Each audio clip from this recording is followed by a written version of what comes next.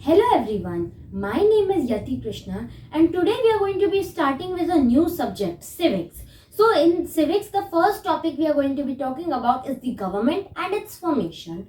So what is government? We have always heard our words about government officials, government buildings, but what actually is a government? So the people who build roads, who provide us with basic facilities such as postal, railway, traveling, water, electricity, etc., they are known as government. Now, what is the basic definition of government? So, the government can be defined as a group of people with the authority to govern a country or a state. It sets and administers public policies while exercising executive, political, and sovereign power through customs, laws, and institutions. So now we are going to talk about what is the function of the government. Now the government is there to do something. So what is its function? Number one, the most important function of the government is to meet the basic needs of the people. Number two, it maintains safety and security of the people by taking very important decisions on their behalf.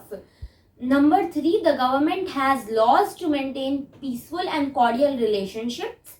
Number four, the government maintains an army to safeguard the country from foreign aggressions. Number five, the government provides aid when there is a natural disaster such as a landslide or an earthquake. Number six, the government takes sufficient measures to prevent social evils such as dowry. It is the money that you have to give during marriage. Child labor, no child under 14 can be forced to work, and female infanticide, it is the killing of girl child because they are unwanted after they are born. It works for the betterment of the weaker section of the society. The government has launched many schemes such as the midday scheme or Sarv Shiksha Abhiyan to help those who are not financially strong.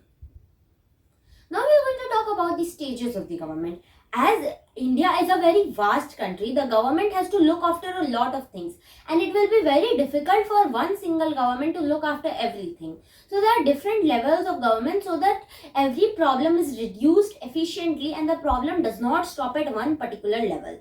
Those levels are: number one, the central level. The central level is the government that looks after the entire country. The state level, it is the government that looks after a state, for example, Assam or Maharashtra or Karnataka.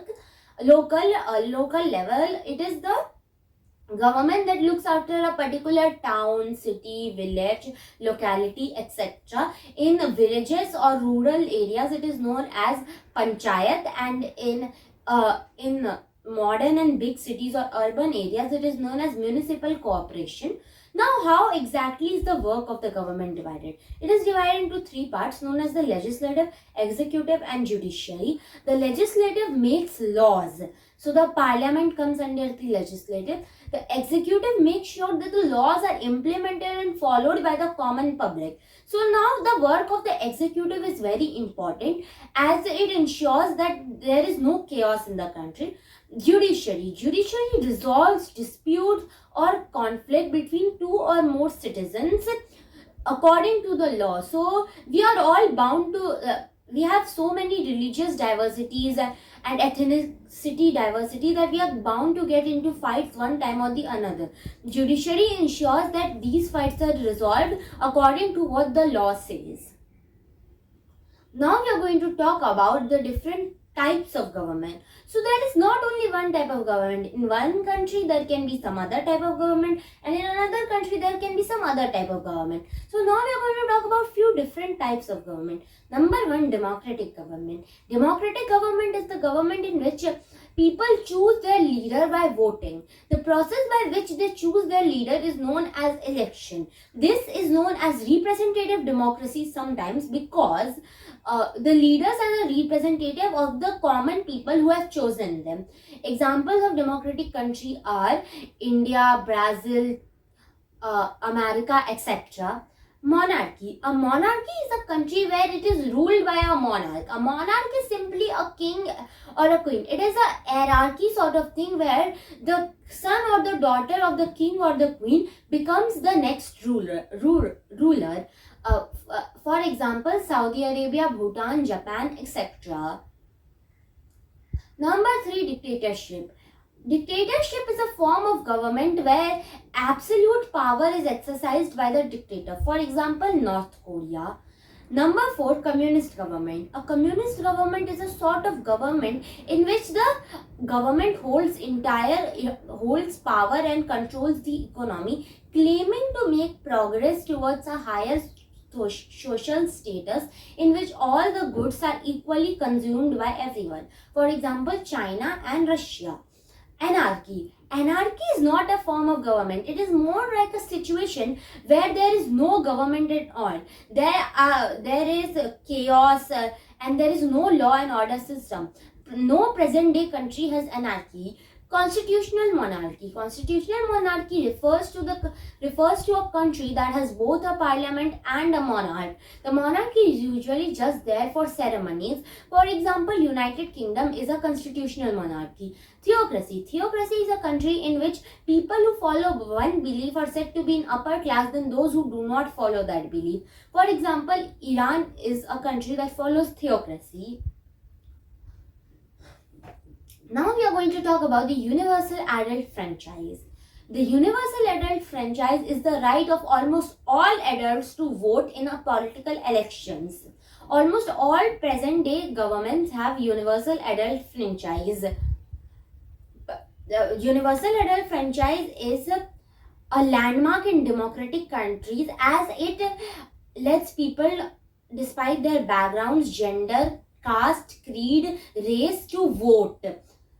Prior to the introduction of universal adult franchise, there were certain specific requirements required for the voters to cast their vote. For example, before 2 centuries, Britain took the property as well as the income of a person to allow him to vote. Many countries only allowed men to vote. For example, South Africa and the old South of America once disallowed their black population to vote. What is the minimum age to vote in most countries? In India, it is 18 years and above. In Sudan, it is 17 years and above. In Japan, it is 20 years and above. And in Fiji, it is 21 years and above. So now we are going to discuss about how exactly women got the right to vote. As you know, in ancient times, women did not have the right to vote. So in the 19th century, women had no say in state of affairs. During the Industrial Revolution, women started working on farms, and there they got the chance to talk about political affairs and how it affected women, but how they never got to choose how will it affect them. So they started protesting, and the name suffragette was given to women by the newspaper Daily Mail who were protesting on the streets. This movement got significant support as many women wanted equal voting rights, and soon the right to vote became synonymous with the women's right for equality. So the first country to give women the right to vote was New Zealand in the year 1893, Australia in 1902, Finland in 1906 and Norway in 1913. It was thought it would not be long before the full world gave women the right to vote, but the movement slowed down due to World War I. So after the World War I, Soviet Russia gave women the right to vote in 1970, Austria and Poland in 1918, Canada, Hungary and United States in 1920, Great Britain 1918, Czechoslovakia 1919. So when did Indian women get the right to vote? They got the right to vote in 1915, 3 years after independence, when the Constitution of India was drafted. So now we are going to talk about some important questions about the chapter Government and its formation. Number 1, what is government? Number 2, what are some functions of government? Number 3, name some schemes started by the government to help the people in the weaker section of the society. Number 4, what are some different types of government? Number 5, name different levels of government. Number 6, how does the government work? Number 7, give some examples of communist government. Number 8, what is universal adult franchise? Number 9, what is the minimum age to vote in the following countries? India, Fiji, Japan and Sudan.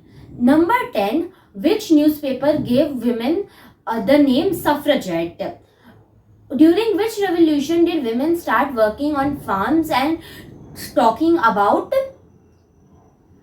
state of affairs? Which year did New Zealand give women the right to vote?